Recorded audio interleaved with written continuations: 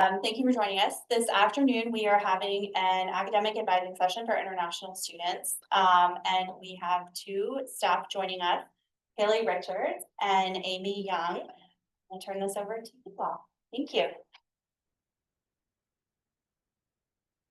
This is the camera here, right? Okay. Well, welcome and thank you all for having us. My name is Haley Richards. I use she, her pronouns, and I serve as the director of University Academic Advising Services, working mostly with undergraduate students in exploratory studies and health professions advising. And today we have some things we wanted to just talk a little bit about related to academics, so the US classroom, what academic advising is, and some resources and tools that are just good for all students to know, but that can really help your success, particularly in your first semester. And then you want to introduce yourself? Hi, I'm Amy Young, and I work in exploratory studies advising, and I also do some teaching here on campus. Just to finish up the slide here, the purpose of this orientation is to help familiarize you with U.S. academic system, as well as resources that we have to help you with your academic success.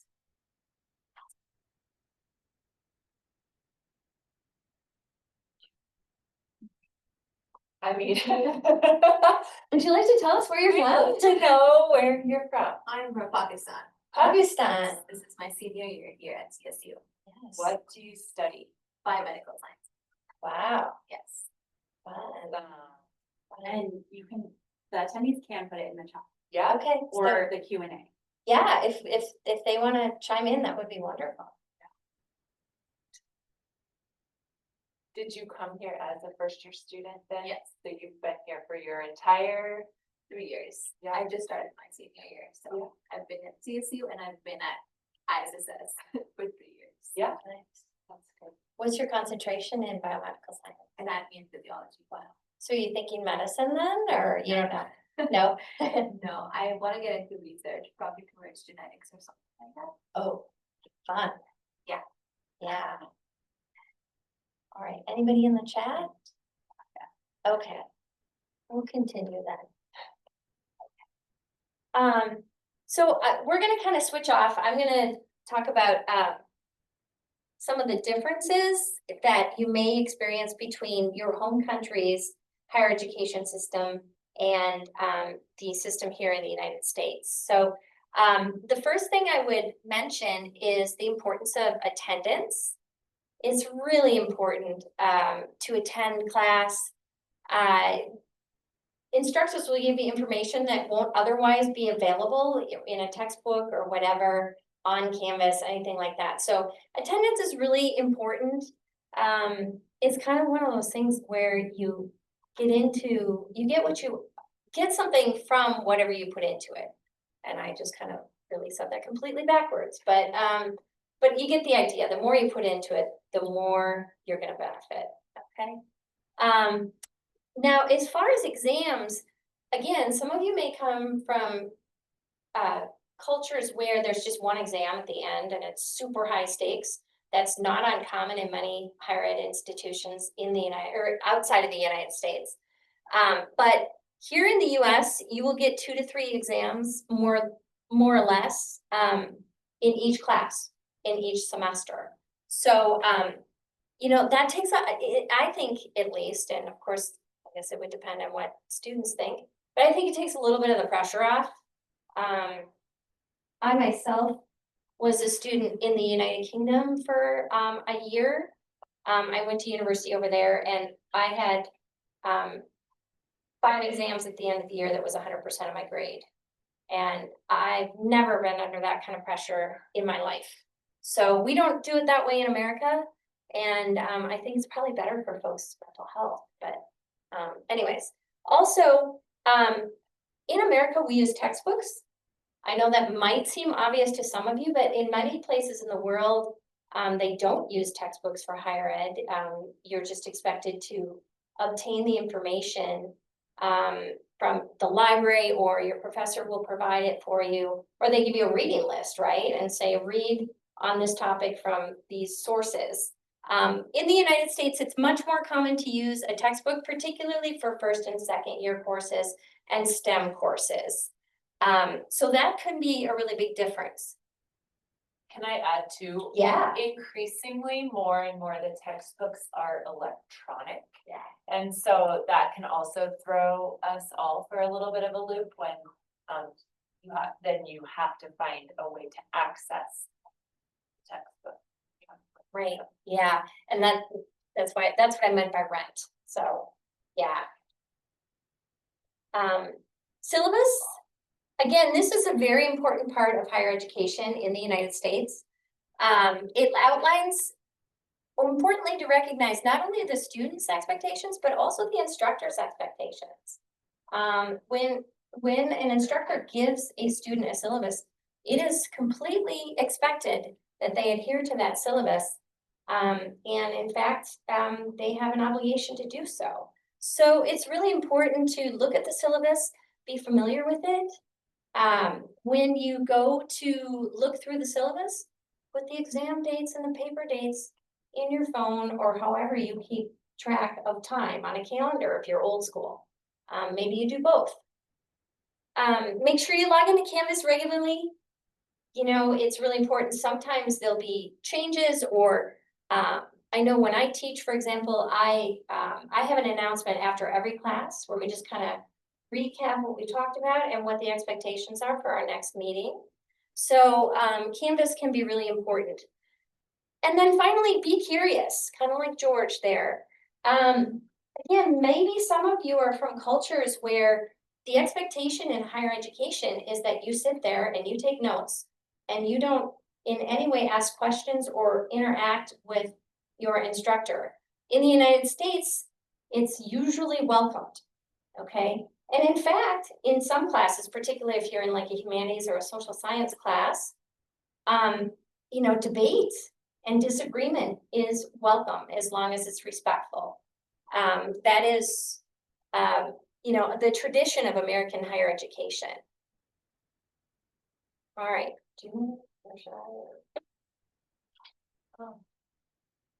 Okay. Okay. One thing that Haley and I really wanted to point out is the importance of the all university core curriculum. We work with many international students in exploratory studies, and one of the things that we do see commonly is that students don't understand that the AUCC courses count toward their GPA, so your grade point average. And so it is really important to do well in those classes. So the requirements would be writing, math or statistics, cultural and global awareness, science, humanities, social science, and history. Okay, all students at CSU, regardless of what they're studying, have to complete coursework in those subject areas. They count towards your GPA, and I know, especially, again, coming from other different higher education systems, many higher education systems in the world do not have a general curriculum. Many cultures expect students to already have all their writing and their math done, you know, depending upon what they're studying, before they come to university.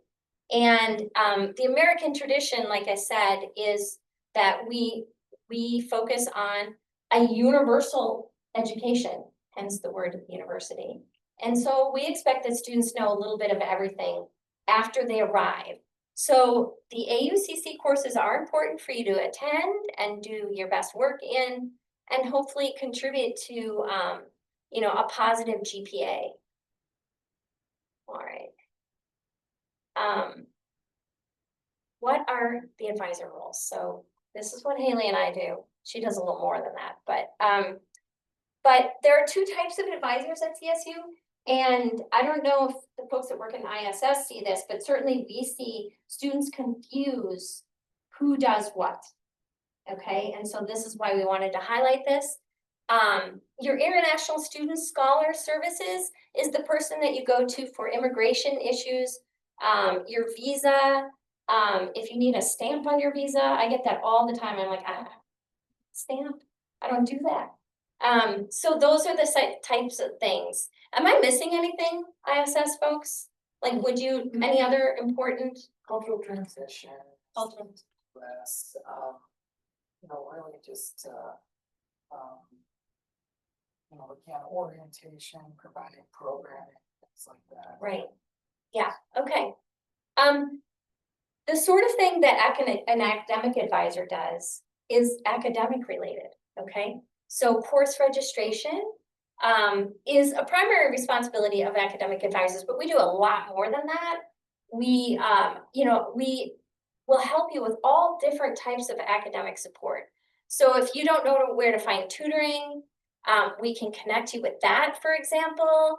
If you're not sure how to do study skills, TILT, which is the Institute for Teaching and Learning here at CSU, is just right across the way from this building here at Laurel Hall. They have all kinds of resources, both online and in person, whichever is easier for you, to get some study skills, time management skills, organizational skills, things like that. We can also connect you to resources related to housing, health network, disability services, things like that. We don't provide those services, but we know how to connect you with those services. So basically anything that is related to documentation or cultural adaptation is probably best done through International Student Scholar Services, and anything academic is best done through your academic advisor.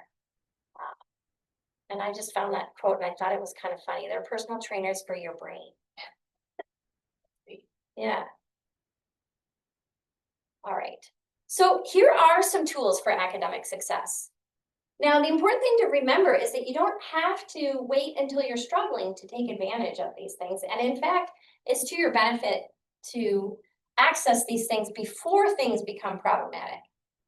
For example, the Institute for Teaching and Learning, which I mentioned, has academic success workshops, tutoring, and I'll leave these here in case anybody comes in to get them, but we gave a tutoring schedule for TILT.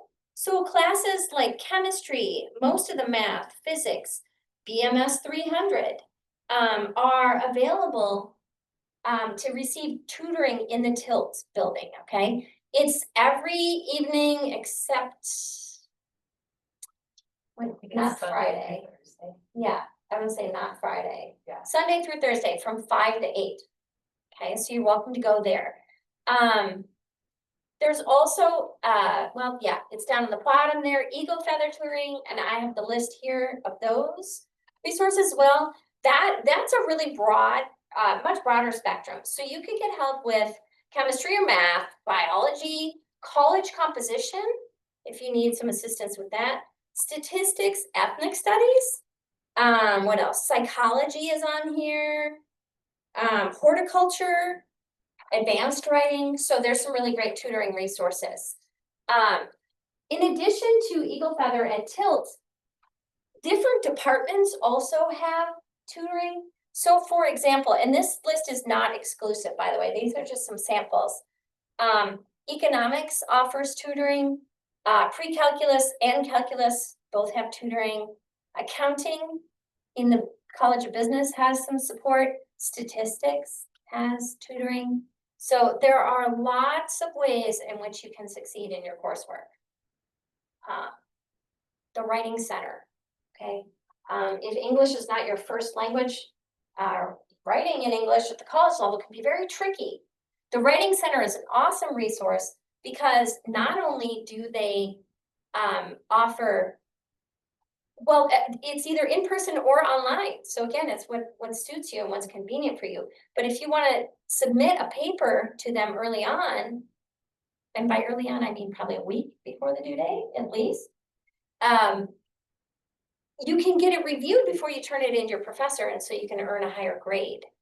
If you can, I would encourage you to go in person to the Writing Center, because then they can explain to you one-on-one some of the mistakes you might have made that you need to work on. Again, if you can't manage that, they will happily do it online. But I do think that students meeting one-on-one with a writing coach is going to be the most advantageous to them. particularly if they're really, dedicated to learning good writing skills in English. Adult learner and veteran services, this is a great resource for all graduate students, for example. So if you're an international student here, and a graduate student, it's just a really lovely community. Their office is in the first, is it the first floor of the LSC? No, second floor of the LSC, I think. Whatever level all the food is on. So, yeah, and they have tutoring as well. You would have to qualify as an adult learner or a veteran. But they have tutoring. They have pretty much every time I go in there, they have free food. Last week they had pancakes. Yeah, I missed them. I was really bummed. I like pancakes. But yeah, so that's a great resource, particularly if you're a non-traditional student. So if you're over the age of, say, 22, or you're a graduate student. CSU libraries, oftentimes a really overlooked resource for academic support. If you walk up to a librarian at the CSU library and say, "Can you help me do research?" They will just flip out. They'll be so happy. And they will show you how to use all the research tools, which we have so many great resources to do research for your papers, for, your labs, whatever you may need. And so they have great databases that you can access. They also, in case you're not aware, like let's say your computer breaks down, you can rent out a computer. They have all kinds of media devices. You can rent out a phone, not a phone, a camera. See, now I realize that we have cameras, but yeah, you can rent a camera. You can get out like audio material. So like if you want to make a video, I've had students in my class like rent out things so that they can make a video for my class. You can also reserve group study space there. So the library is a great tool for academic success. Okay. Yeah, do you want to? Sure. Yeah, I was gonna say, I should take over some. Yeah. All right, so we wanted to spend a little bit of time sharing a little bit about academic policy or rules, expectations that we have at the university. And this is not in any way to share because we think anyone's going to be in trouble, but knowledge gives you more power, right? And so the more knowledge that you have, hopefully the more prepared you can be for any kind of situation that arises. So one thing that's really good to know is that at Colorado State University, as an undergraduate student, you must maintain a cumulative GPA or grade point average of 2.0. And so that is about a grade of C average on all of your courses. And that's considered to be good academic standing. When we say it has to be a cumulative average, that allows for, say, there was a class that maybe doesn't go so well this semester, but if you do really well in others, we'll find the mean of those in that grade point average, and then it builds every semester. So if for some reason, a student has a rough semester, and this happens all the time, and I share this really just to normalize that it happens. Sometimes we face physical illnesses or have some mental health trouble that we need to take some time for. Sometimes there's things that happen with our families or in the world that distract us from being able to do our best. And so we have these policies here, and we want to talk about them so that you know you're not alone, and know that there's things you can ask your academic advisor or your ISSS advisor to get the support that you need. So if your GPA falls below a 2.0 for one semester, we call that going on academic watch. And so that's kind of like a little bit of a, like an alert, right? Oh, we're not quite where we need to be. And typically when you're on academic watch, you can expect some extra outreach from advisors to just do some checking in, how are you? What resources can we get you? Those types of things to make sure that we can get back on track. If a student remains below a 2.0 for another semester, we call that academic dismissal warning.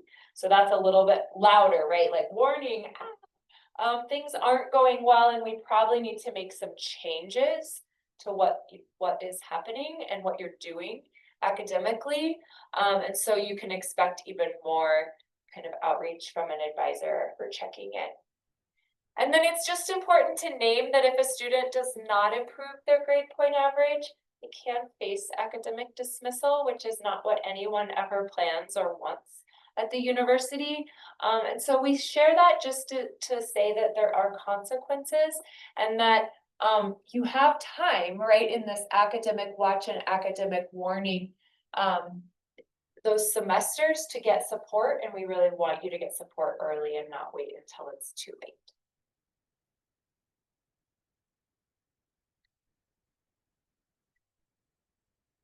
So as I said before, sometimes things happen, hard things happen in life, and we all have our ups and downs and bumps that we have to navigate, right? And so we want to share some things to just familiarize you with what the options are at CSU so you can talk about them with an advisor if you find yourself in a situation where you might need some support. So one thing that's important to know is that you can withdraw from a course if it's not going well, if you have to miss a lot of a course because of an illness, for example, or something like that. There is an option to withdraw from a course. That means that you don't take a grade, you just exit the class, you earn no credit and no grade. The deadline for that is the start of the 12th week, so the end of the 11th week of the semester. And advisors will talk with you about if that's an option based on timing. A really important thing for international students to know, though, is that if you withdraw from a class and that causes you to fall below 12 credits, that can have implications with your visa. And so that's where ISSS, International Scholar Service, Student Scholar Service Advisors and academic advisors, both are gonna kind of work together and with the student to problem solve and find the right decision if a withdrawal makes sense.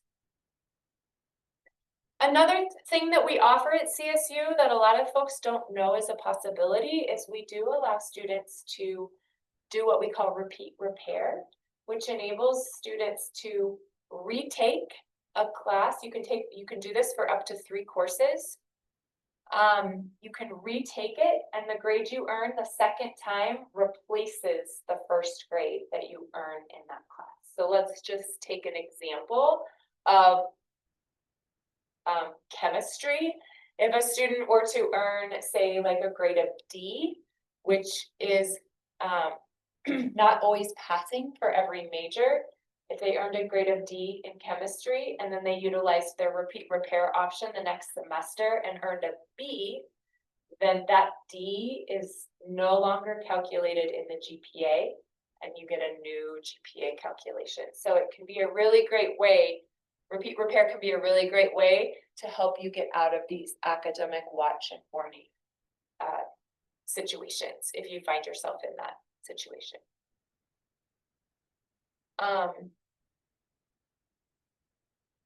And then the other thing I'll just add with repeat repair is that it is something you do have to seek.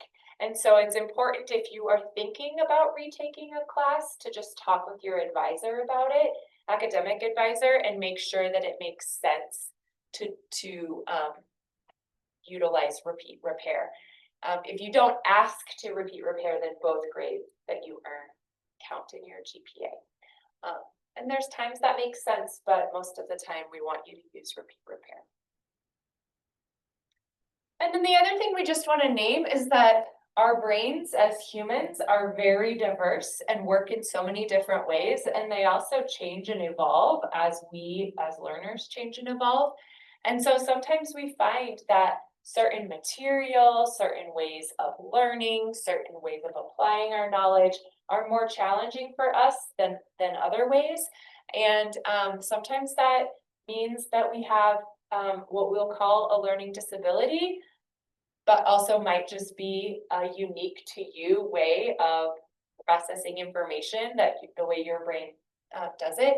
But we do have a student disability center that can help you identify if you're just constantly having a hard time with a certain type of learning tasks, say memorization or calculations or things like that. There are some different resources that we have on campus that can help you kind of make the most of like how your brain works and get extra help where you might have some gaps.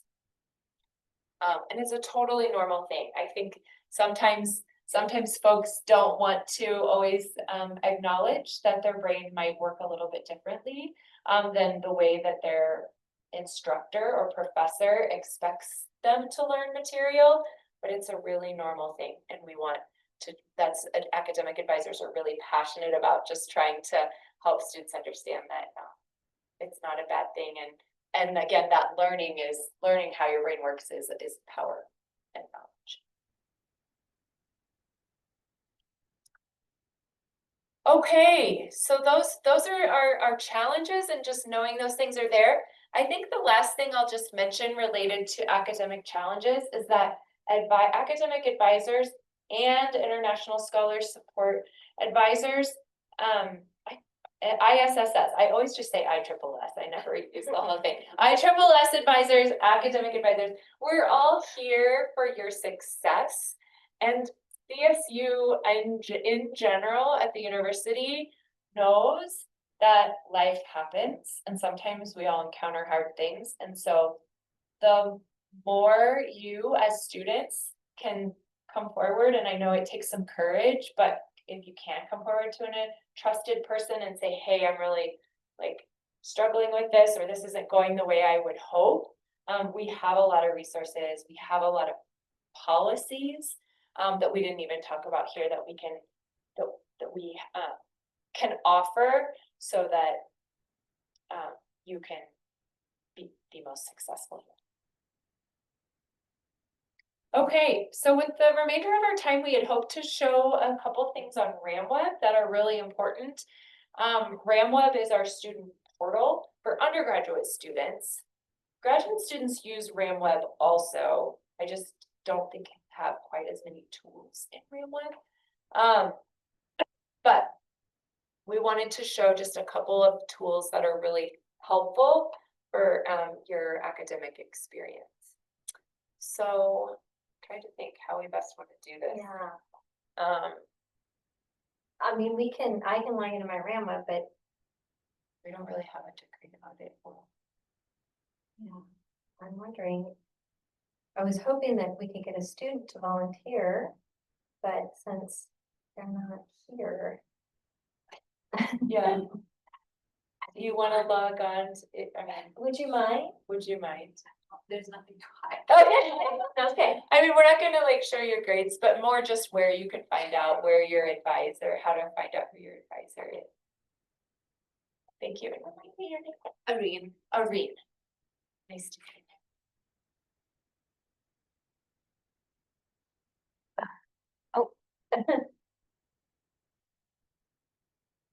Yeah, I think you can start moving up, Aria.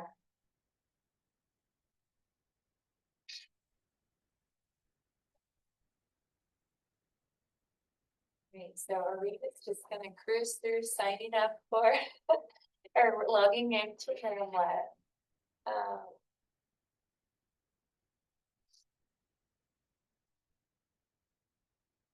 What do you want me to plug in? Actually, right on this front page is great, and we'll just show a couple of things. So this is our RamWeb homepage that Irene has generously shared with us. Some really important things we want students to know about. One is how to find your academic advisor.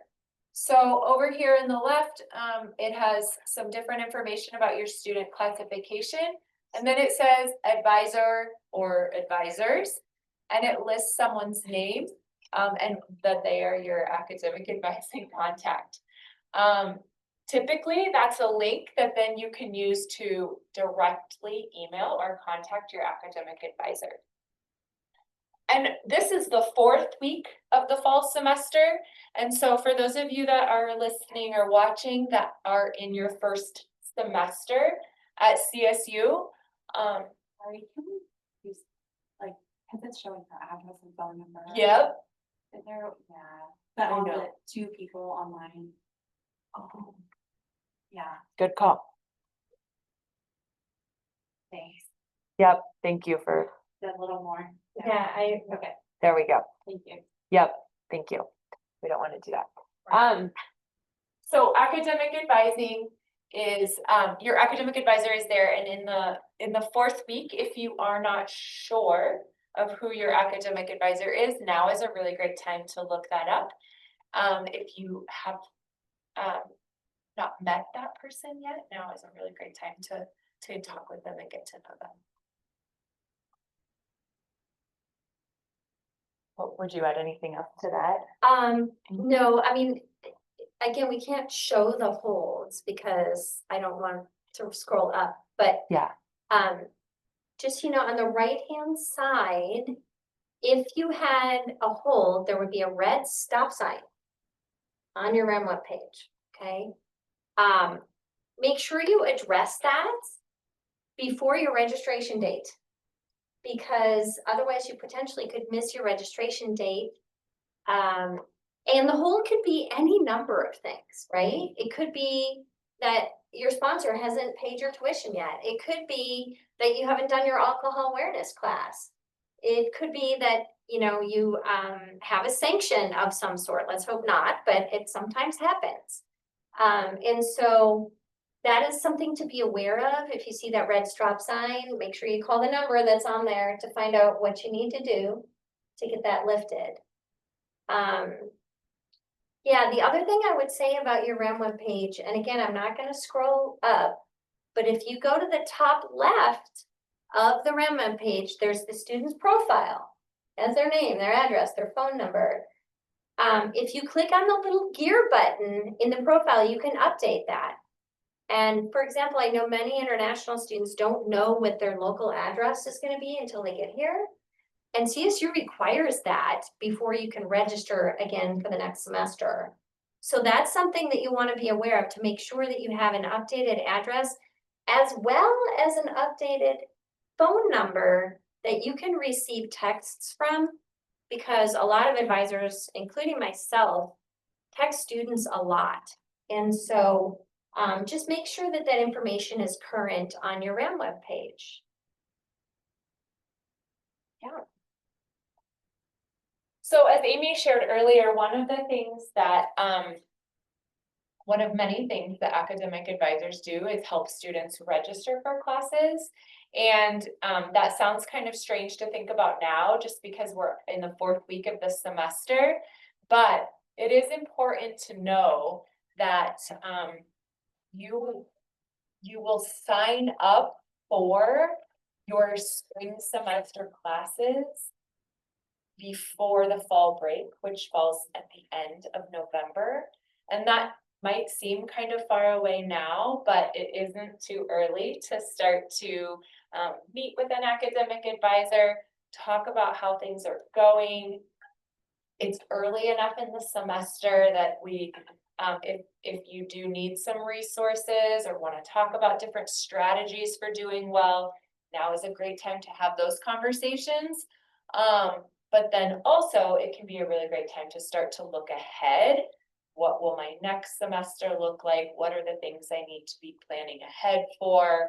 Are there some things like these holds that you'll see on RamWeb that are stop signs? Are there holds that you can take care of now so that you are not running into any kind of like hiccup or barrier obstacle for your course registration? Okay, I think that's all we have. Yeah, unless there are questions, Unless but we have questions. we were hoping there would be. There are some people online, and so, which is why I Yeah, asked about we can- that. yeah.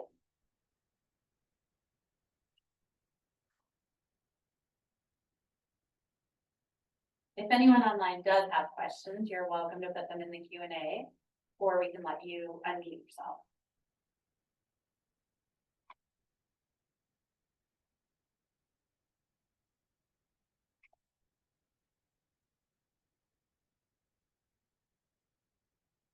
Nothing's. All right, thank you. Yeah, thank you very much. Anything to close it? If you, Thank you all for coming. Yeah, thanks for your attention. I think. Thank you, fantastic presentation, so it'll be great for our resource page too. Sure, So. yeah. I'll screen share you. The webinar's still going. So we'll do that and then.